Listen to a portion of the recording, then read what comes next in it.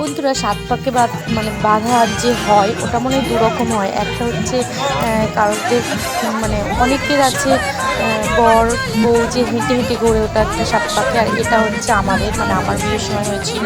তাই প্রশ্ন করেছিলাম আমার কি ব্যাপার, আমার বিয়েতে সব রিচুয়ালস হলো কিন্তু সাত পাকে বাঁধা কেন হলো না, সাত পাকে যে ঘুরতে ওটা হলো না কেন। এখন বুঝতে পারি ওটার মানে ওটার পরিবর্তে এটা হয়, যেটা হচ্ছে পিঠেতে বসিয়ে 7বার ঘুরিয়ে দেওয়া হয়। জানতাম না, যাই জেনে গেছি। তো কেমন লাগছে ভিডিওটা তোমরা জানিও। আর দেখো মালা বদল।